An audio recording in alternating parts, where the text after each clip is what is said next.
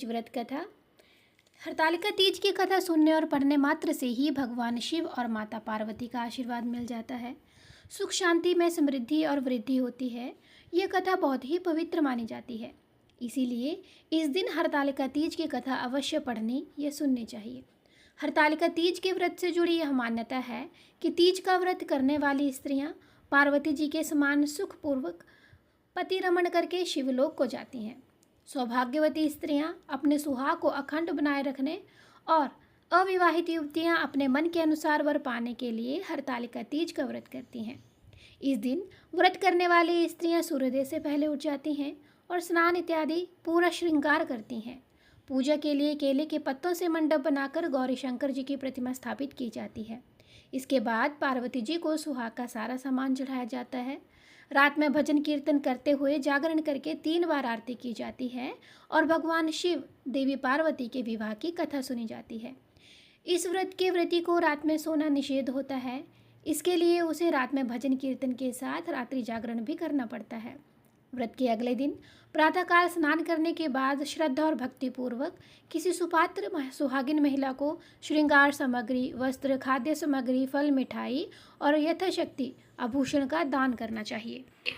बालू या रेत के शिवलिंग बनाए हैं तो उनका जलाशय में विसर्जन करना चाहिए और खीरा खाकर व्रत को संपन्न किया जाता है। अब हम संभलकर भगवान शिव और माता पार्वती के श्री चरणों का ध्यान करते हुए भगवान शिव की स्तुति करके कथा का शुभारंभ करते हैं। और कथा शुरू करने से पहले आपसे अनुरोध है, कमेंट सेक्शन में हर हर महादेव ज़रूर लिखिए। एक बार कैलाश पर्वत के सुंदर शिखर पर माता पार्वती जी ने महादेव से पूछा, हे महेश्वर, मुझसे आप वह गुप्त से गुप्त बात बताइए जो सभी के लिए सरल महान फल देने वाली हैं। हे नाथ, यदि आप मुझसे प्रसन्न हैं तो आप मुझे दर्शन दें। और हे जगन्नाथ, आप आदि मध्य और अंत रहित हैं, आपकी माया का कोई पार नहीं है। आपको मैंने किस भांति प्राप्त किया है, कौन से व्रत, तप, दान या पुण्य फल से आप मुझको पति स्वरूप मिले हैं। तब महादेव जी कहने लगे, हे देवी, मैं आपके सामने उस व्रत के बारे में कहता हूँ जो परम गुप्त है। जैसे तारागणों में चंद्रमा, सूर्य में सूर्यवर्णों में ब्राह्मण, देवताओं में गंगा, महापुराणों में महाभारत, वेदों में साम और इंद्रियों में मन श्रेष्ठ है, वैसे ही पुराण और वेद सब में इसका वर्णन आया है, जिसके प्रभाव से तुमको मेरा आधा आसन प्राप्त हुआ है। भादो मास के शुक्ल पक्ष के हस्त नक्षत्र के दिन इस व्रत का अनुष्ठान करने मात्र से ही सभी पापों का नाश हो जाता है। तुमने पहले हिमालय पर्वत पर इसी महान व्रत को किया था, तो अब ध्यानपूर्वक सुनो। माता पार्वती जी बोली, प्रभु, इस व्रत को मैंने किस लिए किया था, यह मुझे सुनने की इच्छा है, कृपया करके कहिए। तब शंकर जी बोले, आर्यवर्त में हिमालय नामक एक महान पर्वत है, जहाँ अनेक प्रकार की भूमि अनेक प्रकार के वृक्षों से सुशोभित है, जो सदैव बर्फ से ढके हुए हैं। हे पार्वती, बाल्यावस्था में आपने उसी स्थान पर परम तप किया था और 12 वर्ष तक के महीने में जल में रहकर और वैशाख मास में अग्नि में प्रवेश करके तप किया। सावन के महीने में बाहर खुले में निवास कर अन्न का त्याग करके तुम तपस्या करती रही। तुम्हारे उस कष्ट को देखकर तुम्हारे पिता को बड़ी चिंता हुई। चिंता में वह सोचने लगे कि मैं अपनी इस कन्या का विवाह किससे करूं।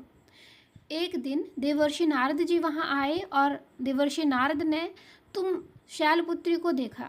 तुम्हारे पिता हिमालय ने देवर्षि को अर्घपाद आसन देकर सम्मानित किया और बिठाया।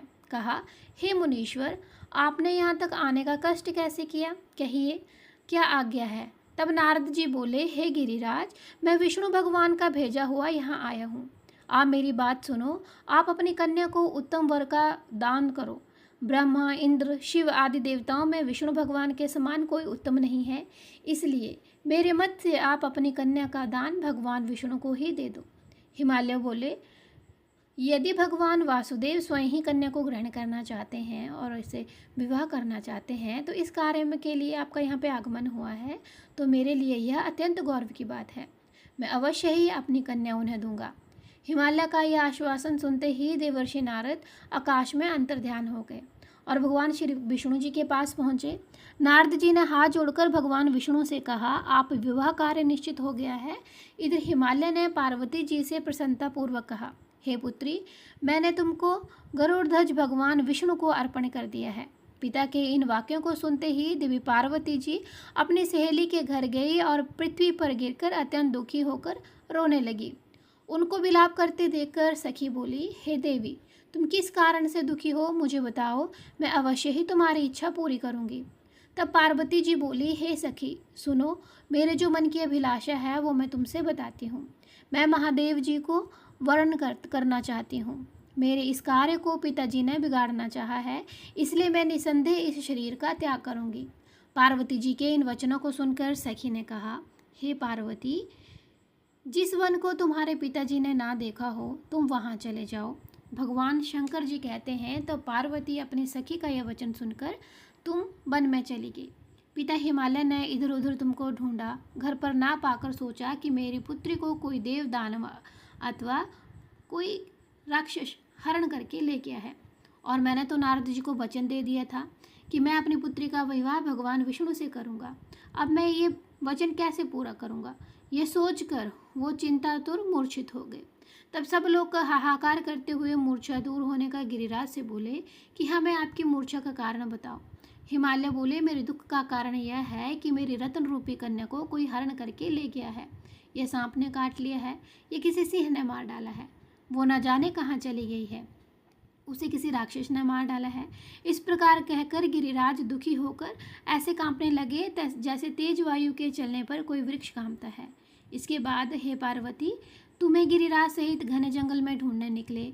तुम भी सखी के साथ भयानक जंगल में घूमती हुई एक वन में एक नदी के तट पर गुफा में पहुंच गई। उस गुफा में तुमने अपनी सखी के साथ प्रवेश कर गई, जहां तुम अन्न जल का त्याग करके बालू का लिंग बनाकर मेरी आराधना करती रही।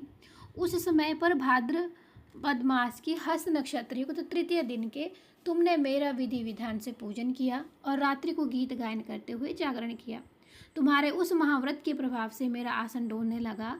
मैं उस स्थान पर आ गया जहाँ तुम और तुम्हारी सखी दोनों थी। मैंने आकर तुमसे कहा, हे पार्वती, मैं तुमसे प्रसन्न हूँ, तुम मुझसे कोई वरदान मांगो। तो तुमने कहा कि हे देव, यदि आप मुझसे प्रसन्न हैं तो आप महादेव जी मेरे पति हो। मैं तथास्तु कहकर कैलाश पर्वत को चला गया। तुमने प्रभात होते ही मेरी उस बालू की प्रतिमा को नदी में विसर्जित कर दिया। हे शुभे, तुमने अपनी सखी सहित व्रत का पारायण किया। इतने में तुम्हारे पिताजी तुम्हें ढूंढते हुए उस घने वन में आ पहुँचे। उन्हें तट पर देखकर दो कन्याओं को देखा तो तुम्हारे पास आ गए और हृदय से लगाकर रोने लगे। फिर बोले, हे पुत्री, तुम इतने सिंह व्याघ्र आदि युक्त घने जंगल में क्यों चली आई हो? तुमने कहा कि मैं भगवान शिव को अपने पति के रूप में स्वीकार कर चुकी हूँ और मैं उन्हीं से शादी करना चाहती हूँ। तो इस पर तुम्हारे पिताजी ने कहा कि मैंने तो नारद जी को अपना वचन दिया है, लेकिन मैं तुम्हारी इच्छा के विरुद्ध तुम्हारा विवाह नहीं करूँगा। यह सुनकर तुम अपने पिताजी के साथ घर आई और फिर तुम्हारे पिता ने तुम्हारा विवाह मेरे साथ कर दिया। हे देवी, उसी व्रत के पुण्य प्रभाव से तुमको मेरा आधा आसन प्राप्त हुआ है। इस व्रत राज को मैंने अभी तक किसी के सम्मुख वर्णन नहीं किया है। अब मैं तुम्हें बताता हूँ कि यह नाम क्यों पड़ा। तुमको सखी हरण करके ले गई थी, इसलिए हरतालिका तीज का नाम पड़ा। तो ये थी हरतालिका तीज की कथा, जिसे सुनने मात्र से ही अखंड सौभाग्य सुख समृद्धि की प्राप्ति होती है। हरतालिका तीज के दिन ज़रूरी पूजन सामग्री क्या क्या रहेगी? वैसे तो आपकी जो भी इच्छा होती है अपने सामर्थ्य के अनुसार अब आप भगवान शिव और माता पार्वती को जो कोई भी सामग्री अर्पित कर सकते हैं, वायने में दे सकते हैं। लेकिन कम से कम चीज़ें जो बहुत ज़्यादा ज़रूरी होनी चाहिए, आज की इस वीडियो में आपको हम वो बताएंगे। वैसे तो जो लोग हर साल हरतालिका तीज का व्रत रखते हैं, उन्हें इस बारे में जो भी नियम है या जो भी आवश्यक सामग्री है उसके बारे में पता ही होगा। लेकिन जो भी सुहागिन महिलाएं इस बार पहली बार व्रत प्रारंभ करने जा रही हैं, उन्हें ये पता ज़रूर होना चाहिए कि इस व्रत से जुड़े हुए क्या नियम होते हैं, आवश्यक पूजन सामग्री क्या क्या होती है। क्योंकि कुछ सामग्री ऐसी होती है जो आपको व्रत के एक दिन पहले ही लाकर रख लेनी चाहिए। हरतालिका तीज व्रत का बनाने के पीछे जो मान्यता है उसके अनुसार माता पार्वती ने कई वर्षों की कठिन तपस्या के पश्चात आज के दिन ही अपनी तपस्या का फल प्राप्त किया था और आज के दिन ही उन्होंने भगवान शिव को अपने पति के रूप में पाया था और भगवान शिव ने उन्हें अपनी पत्नी के रूप में स्वीकार किया था। हरतालिका तीज में आवश्यक पूजन सामग्री क्या होती है? भगवान शिव, माता पार्वती और भगवान श्री गणेश जी की मूर्ति। हरतालिका तीज की कथा के अनुसार आज के दिन बालू या फिर काली मिट्टी से वो मूर्तियाँ बनाई जाती हैं। मूर्तियों में आप पूजा से एक दिन पहले ही बना के रख लेनी चाहिए। यह बालू में गंगा जल मिलाया जाता है और भगवान का ध्यान करते हुए माता पार्वती और शिव तथा श्री गणेश जी की मूर्तियाँ बनाई जाती हैं। आप जिस भी देवी देवता को, जैसे कि भगवान श्री गणेश, भगवान शिव, माता पार्वती की मूर्तियाँ बनाते हैं, उनका ही ध्यान उस समय आपको करना चाहिए। आज के दिन आपको भगवान श्री गणेश जी के वाहन मूषक है और भगवान शिव जी के वाहक नंदी है, उनकी भी मूर्तियाँ बना सकते हैं। मूर्तियाँ बनाकर आप एक प्लेट में या फिर एक साफ थाली में आप इन मूर्तियों को रख सकते हैं। इन्हीं मूर्तियों की पूजा आपको शाम को करनी होती है, प्रातः काल के समय की जाती है और अगले दिन सूर्योदय से पहले इनका विसर्जन किया जाता है। आप किसी कारण से इस दिन मूर्तियाँ ना बना पाएँ तो फिर क्या करें? आज के दिन अगर आप मूर्तियाँ नहीं बना पाते या आपको मूर्तियाँ बनाना नहीं आता है तो आप तस्वीर की भी पूजा कर सकते हैं, क्योंकि आप जब पूजा करते हैं तो सबसे पहले भगवान श्री गणेश जी की पूजा की जाती है। तो अब आपको जो भी आवश्यक पूजन सामग्री है वह देवी देवताओं के अनुसार है, जैसे कि भगवान श्री गणेश जी के सिंदूर, रोली, अक्षत, कुमकुम, लाल फूल और भोग में लगाने के लिए पान सुपारी, इलायची, लड्डू, मोदक या फिर मौसमी फल और दुर्वा। इनमें से आपको जो कुछ भी मिल जाए, जो भी आपके सामर्थ्य के अनुसार हो, आप उसका भोग भगवान को लगाएं। भगवान भोलेनाथ के लिए आप सफ़ेद चंदन, भस्म, सफ़ेद फूल, भांग, धतूरा, बेलपत्र, धतूरे के फल, शमी पत्र, आंवले की टहनी, धोती, अंगोरा, जनेऊ भोग लगाने के लिए कोई भी मौसमी फल या मिठाई। और माँ पार्वती की पूजा के लिए आप रोली, अक्षत, कुमकुम, सिंदूर, लाल फूल, चुनरी, सुहाग की सामग्री, 16 श्रृंगार की सामग्री भी आप रख सकते हैं, जैसे आप सिंदूर, बिंदी, चूड़ी, चुनरी, पायल, बिछिया, मेहंदी, काजल, हार आदि जो भी आप श्रृंगार सामग्री में बढ़ा चढ़ा सकते हैं वो आपको अर्पित करने चाहिए, क्योंकि आज के व्रत में माता पार्वती जी की पूजा का विशेष रूप से महत्व है और इनकी पूजा विशेष रूप से की जाती है। इसलिए अगर आप मिट्टी से बनी मूर्तियाँ बना रहे हैं तो उस समय एक सिंदूर दान भी मिट्टी से ज़रूर बना लें। नहीं तो आप अलग से एक टोकरी में सुहाग की सारी सामग्री रखकर बाज़ार से सिंदूर भी ला सकते हैं, जिसमें आपको सिंदूर भरना होता है। और पूजा के समय 7 बार शाम के समय यह सिंदूर माता पार्वती जी की मांग में लगाना होता है और अगले दिन आप माँ पार्वती से यह सुहाग वापस लेती हैं।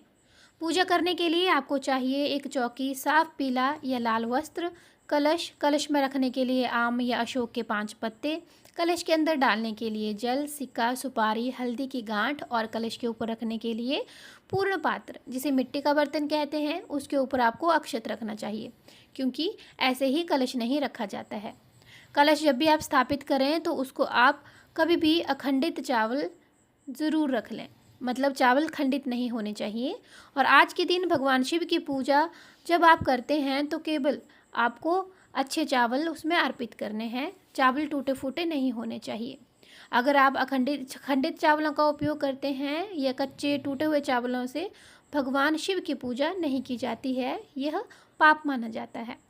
इसके पश्चात आप कलश के ऊपर आप चाहें तो श्रीफल या नारियल भी रख सकते हैं। पानी वाला नारियल होना चाहिए। इसके अलावा आपको चाहिए धूप, दीपक, घी, कपूर, मंडप बनाने के लिए केले के पत्ते या आंवले की टहनी या फिर आम के पत्ते आप ले सकते हैं और इनमें से किसी भी सामग्री से आप अपना मंडप सजा सकते हैं, क्योंकि हरतालिका तीज के दिन आपको मंदिर में अच्छे से हरियाली भी रखनी चाहिए। आप चाहें तो रंगोली भी बना सकते हैं और आज के दिन भोलेनाथ को अर्पित करने के लिए आप थोड़ा सा अबीर और गुलाल भी रखें।